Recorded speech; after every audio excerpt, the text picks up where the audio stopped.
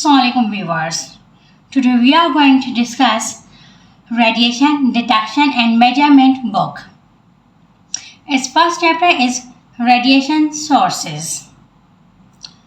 Starting with the introduction of this chapter, there are mainly two types of radiations.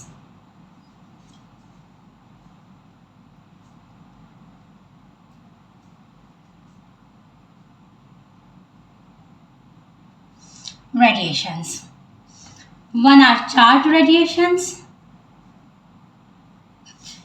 and another is uncharged.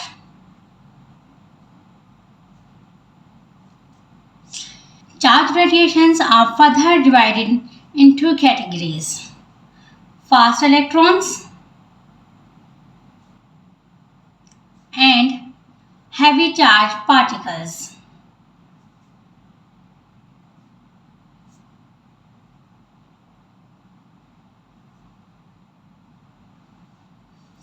Fast electrons are further divided into beta particles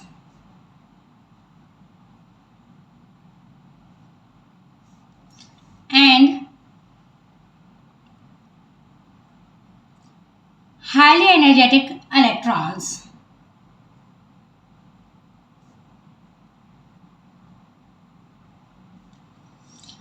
Beta particles are emitted in the nuclear decay, while electrons are produced by any other process. Now moving towards the heavy charged particles.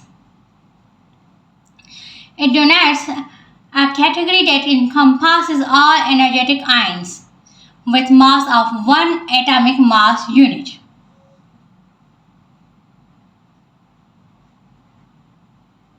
Are greater than that.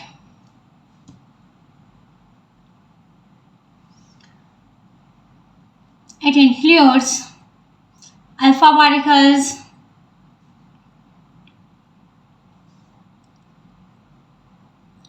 protons, or other emissions of fusion reactions. Now, the uncharged particles. Similarly, these are also consist of electromagnetic radiations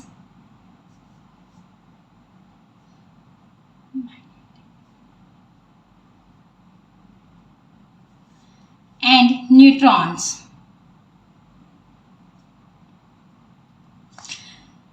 Electromagnetic radiations are of two types: X-rays or gamma rays.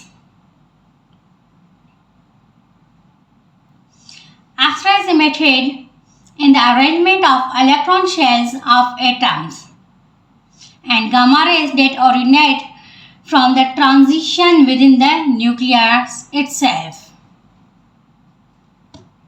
While the neutrons are also categorized into fast neutrons and slow neutrons. The lower energy bound is set by the minimum energy required to produce ionization in typical materials by the radiation or the secondary products of its interaction. For suppose, this is the minimum energy.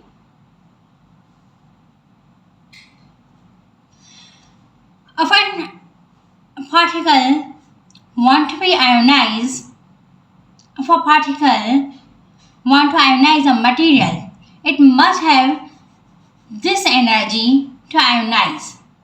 It means radiation with energy greater than this minimum energy are classified as ionizing radiations, while the upper bound is chosen limit in nuclear science and technology.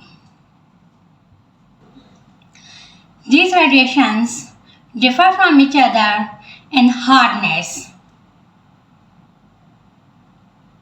or the ability to penetrate.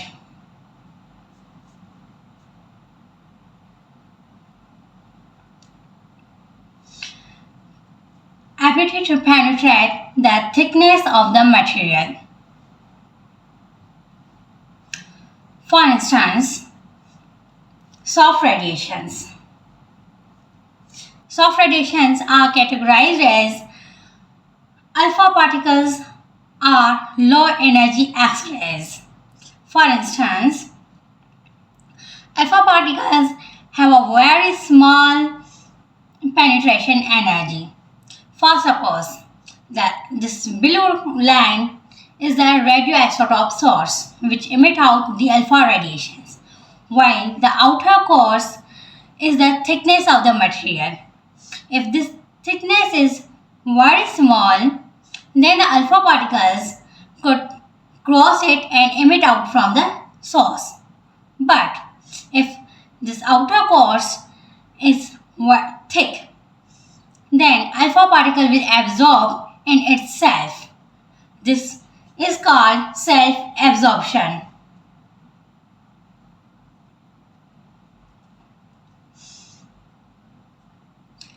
So, radioisotope source must therefore be deposited in a very thin layer if a large fraction of these radiation is to escape from the source itself. Sources that are physically thicker are subject to self-absorption, which is likely to affect both the number and the energy spectrum of radiation that emerge from its surface. Typically, thickness for the such sources are therefore measured in micrometers. While talking about the beta particles, they are generally more penetrating and sources up to a few tenths of millimeter in thickness can usually be tolerated. The most harder radiations are gamma rays and neutrons. They are much less affected by self-absorption. It means their penetrating energy are much high, so they could easily cross the source. The sources can be millimeter or centimeter in dimension.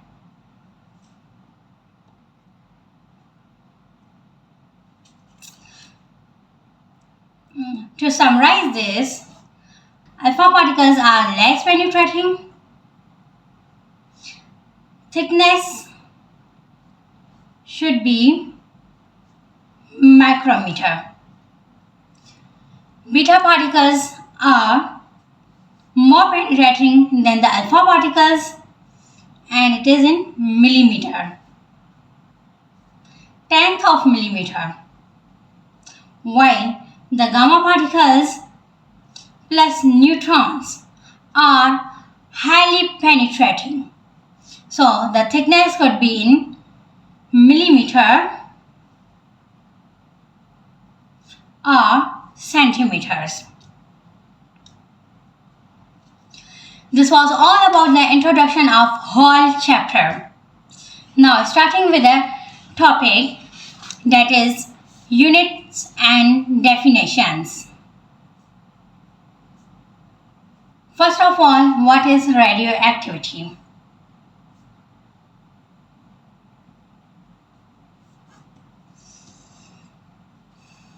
It is the spontaneous emission of ionizing radiation from an unstable atomic nucleus, or simple decay of nuclei spontaneously. But what does mean spontaneously?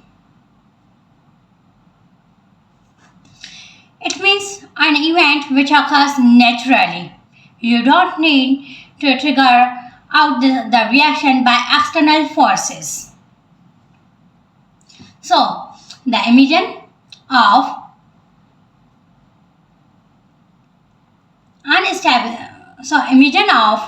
ionizing radiation from an unstable nuclei by natural process.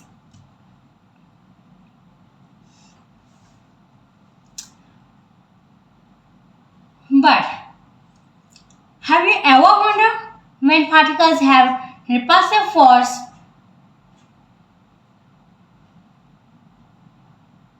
But here is a question. why nucleus are unstable?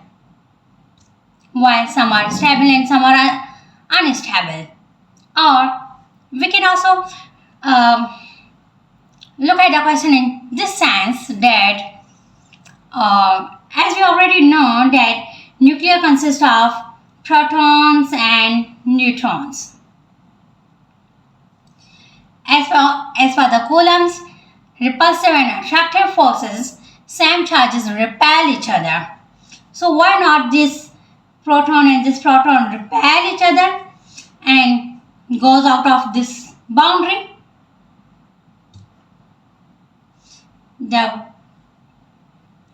This is what we say the unstable nuclear. When the nuclei is unstable, the protons simply emit out from this nuclear boundary. But why this happen in certain elements and not in certain other elements? Here comes the concept of heavy nuclei. Heavy nuclei means an atom with a charge number more than 92.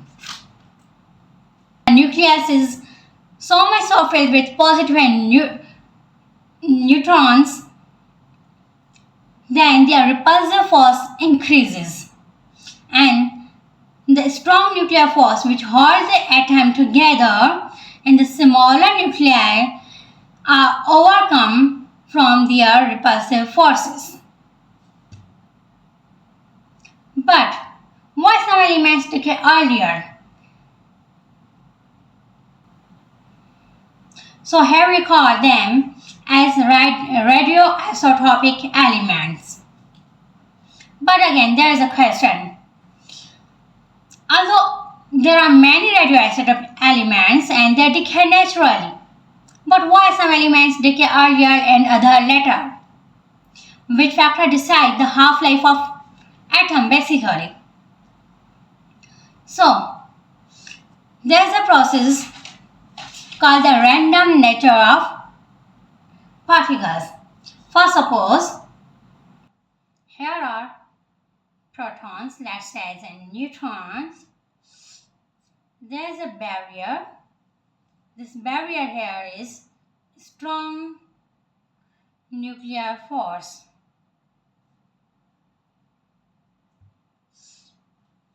Due to repulsive force, particles are oscillating inside the nucleus. Here is a process called quantum tunneling or barrier tunneling, or we may also call it tunnel effect, in which these particles, proton or neutron, behave as a wave. As the wave can be partially reflected and partially transmitted. So, the oscillating wave crosses the barrier, and there is a probability that this cross the barrier.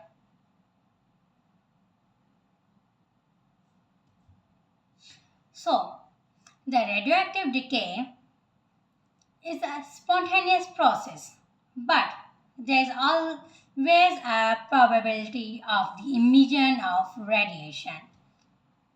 There is no certainty that we have a radioisotope and in this second it will emit out radiation, in this second it will not emit out the radiation. It is all about a mystery.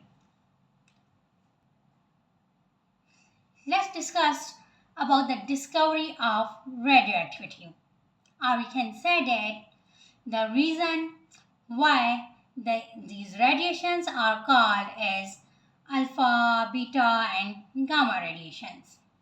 So basically, there was a process in which the radioisotopic mineral was placed inside a dark room and a photographic film was placed in front of that. Then bright spots were observed. When applied a magnetic field beside the photographic film, A strange phenomena was observed that some radiations were deflecting towards the right side and other towards the left side, and some going straight forward. The composition was unknown. So they named as alpha, beta, and gamma. The radiation goes towards right side was named as beta particles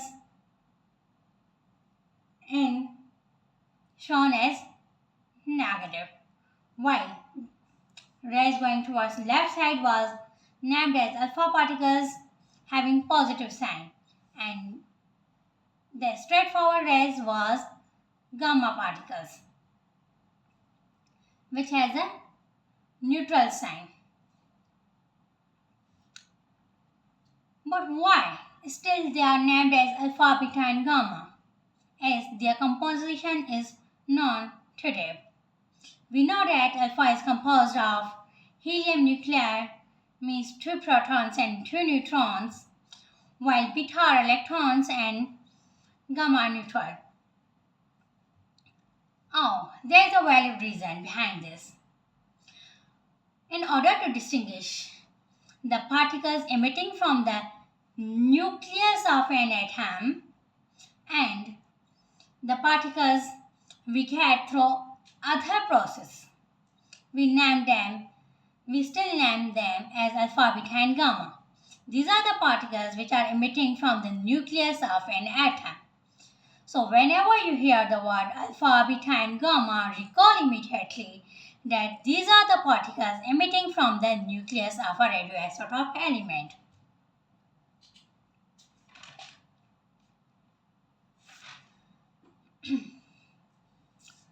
So, radioactivity.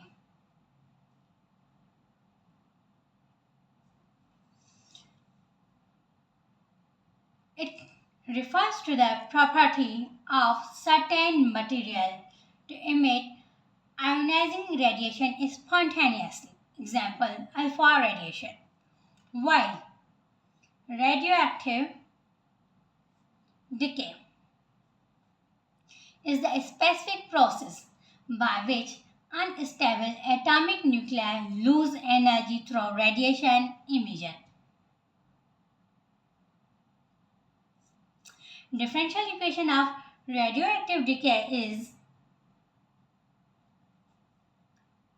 over dt, which is equals to decay constant into number of nuclei.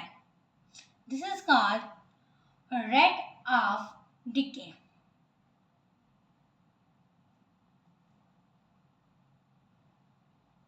Or it is also called activity.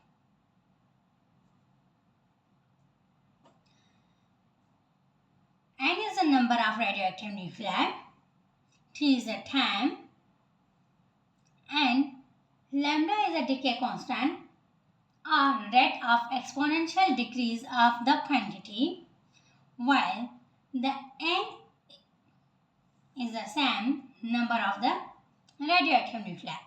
This negative sign shows that there is a decrease in radioactive nuclei. So the unit is disintegration or decay per second.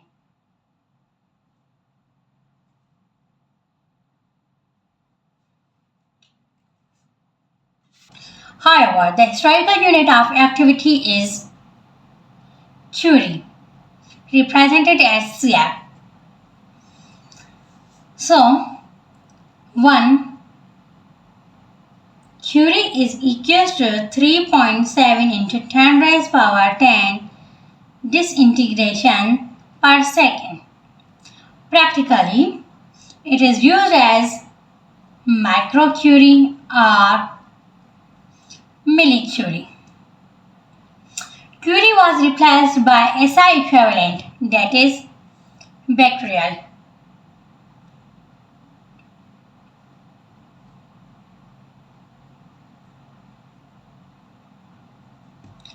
One becquerel is equals to 1 disintegration per second. This is the standard unit of activity. Also, 1 becquerel is equals to 2.703 into 10 raised power minus 11 curie. The practical unit of becquerel is kilobecquerel or megabecquerel. So, activity measures the source of disintegration rate and not the emission rate of radiation produced in its decay. Source of disintegration rate is the rate at which unstable atomic nuclei or radioactive source decay or disintegrate. Radiation emission is the rate at which radiation, that is alpha, beta, gamma, is emitted from the source. So, emission rate is equal to disintegration rate multiplied by emission probability.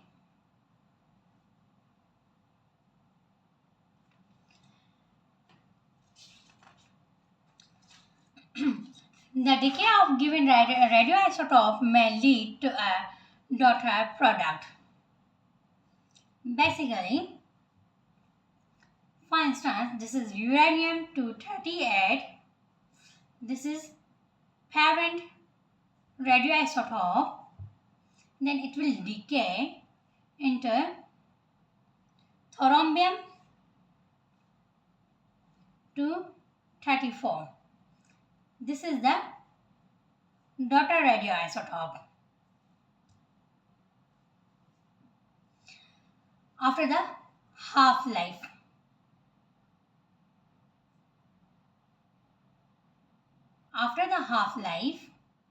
the 50% of uranium would have been converted into thoriumium or other products, as this is also a radioactive nuclei.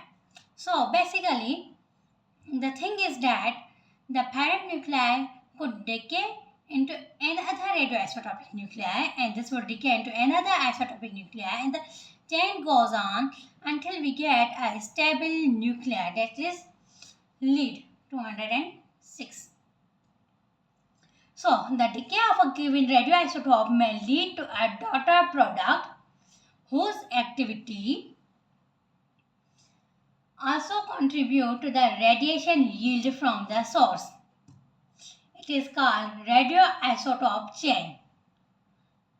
There are basically 3 main radioisotopic chains, and the most well-known among them is uranium daughter chain, in which uranium-238 is converted through a process of decay into a stable lead element. This series is also called 4n+2 series, as initially uranium, by emitting out an alpha particle, converted into thoriumium. Then, by the emission of beta particle, it is converted into another radioisotopic element. So, there is a change of 4 protons and then 2 electrons, then again 4 protons and then 2 neutrons, and the chain goes on. So, radioisotopic chain is a series of radioactive decay products, that is daughter isotopes, that originates from a parent isotope. Daughter isotope has a different atomic number and mass number. This process continues until a stable isotope is produced. A specific activity of a radioisotope source. It is defined as the activity per unit mass. As we have already learned that activity is disintegration per unit time, or it is equal to decay constant per the number of nuclei, and it is divided by mass.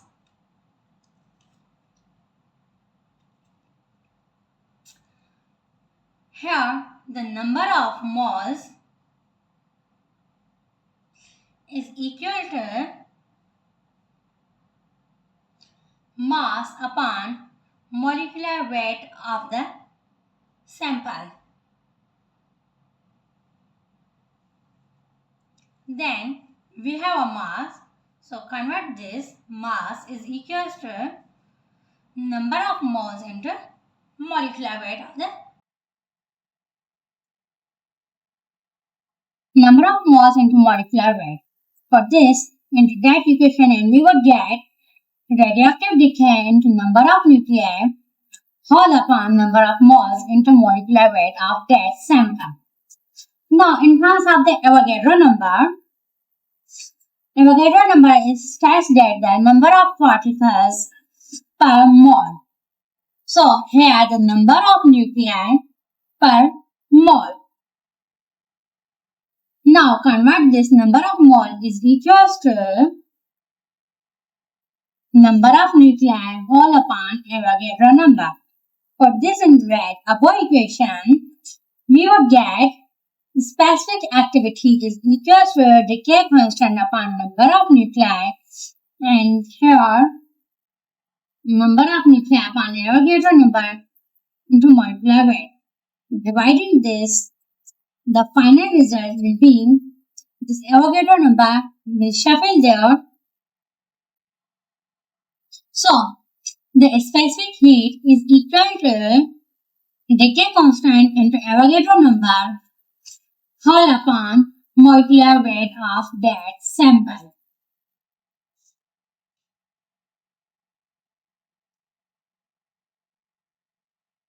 Avogadro number is equal to 6.02 into 10 raised power 23 nuclei per mole, and lambda is equal to radioisotope decay constant, which is equal to natural logarithm of 2 upon half-life. What is half-life of a radioisotope element?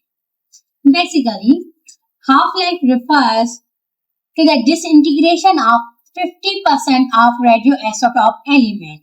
For instance, I have a 100 kg of a radioisotope element. After the half-life, what do we suppose? What this 100 kg would be reduced into 50 kg? Is it so? Is it the meaning of the half-life? Means to reduce something about the 50% of that the original amount? Basically, the concept is little bit right. Here's the reduction of 50% of the original, but not the mass, but the ratio of isotope element, original isotope element into the decay product. After the half-life, for instance, there are in 100 kg of radioisotopic mineral, there is, for suppose, 500 uranium-238 elements. After the half-life of uranium, which is approximately some more or less than 4.6 billion years, this will reduce into 250 uranium-238. And the rest of 250 had been converted into thorium and polonium, radium, and so on until the stable element lead is produced. So, the 50% would be the original radioisotope element, while other 50% may consist of various data product or other radioisotope elements, which may be radioisotope or which may be stable elements. So, apparently it would remain 100 kg of mass, but their inner composition will vary. So, radioisotope elements are rarely in a carrier-free form.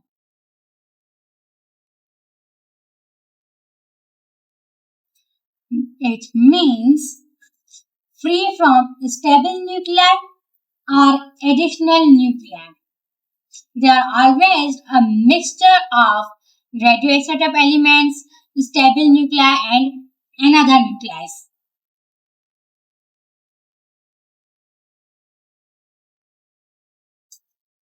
Now, energy.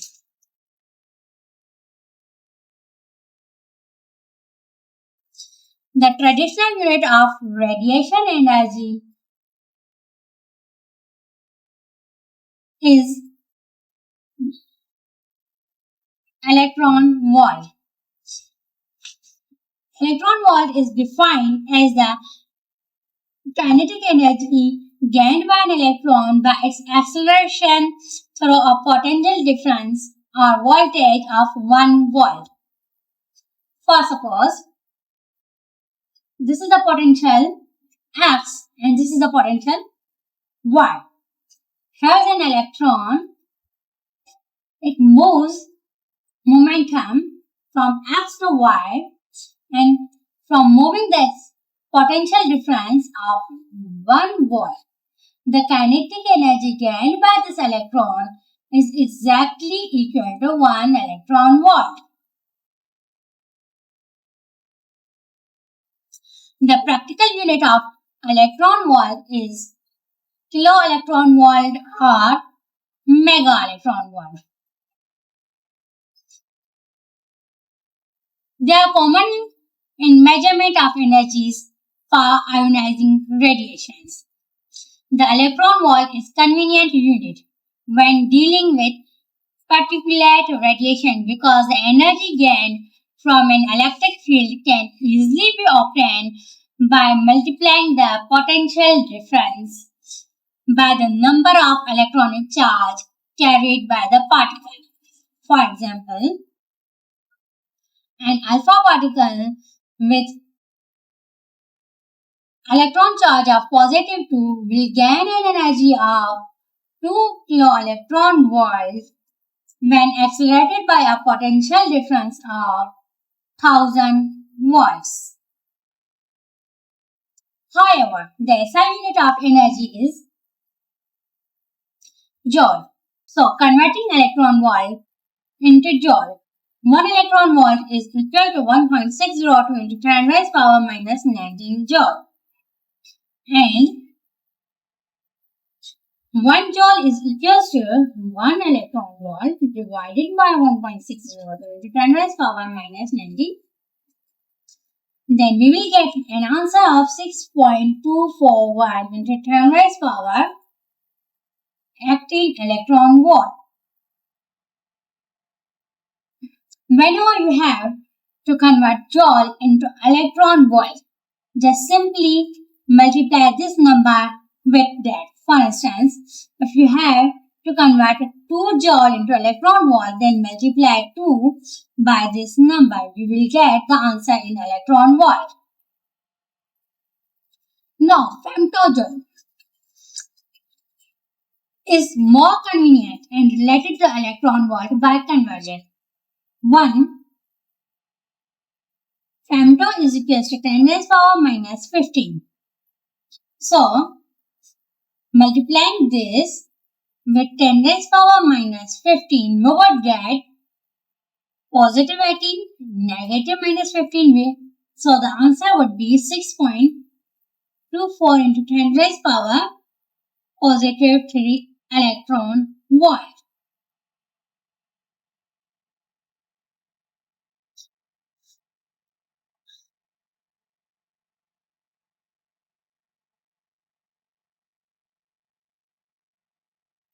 The energy of an X-rays are gamma rays, photon, is related to the radiation frequency. By equation, E is equals to h mu. Here, h is the Planck's constant and its value is 6.626 into 10 raised power minus 34 joules into second.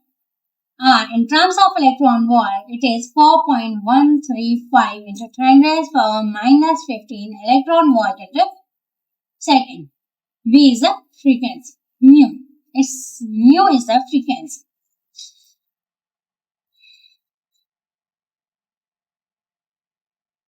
And C is equal to wavelength into mu. Then mu would be equal to C upon lambda. Put this equation into there, we would get energy is equal to h c upon lambda. Then wavelength in terms of energy would be equal to hc upon E. By putting the constant values of Planck's constant and speed of light, this is 4.135 into 10 raised power minus 15 electron volt into second, and this is equal to 3 into 10 raised power 8 meter per second divided by energy. We would get the answer lambda is equal to 1.240 into 10 raised power minus 6 electron volt into meter per second for energy. This is the wavelength related to the photon energy. Here, lambda is in meters while energy is in electron volt. This is all for today. In the next lecture, we will cover fast electron sources. Hope so you understand the lecture. Please like, share and subscribe the channel for more videos and updates. Thank you.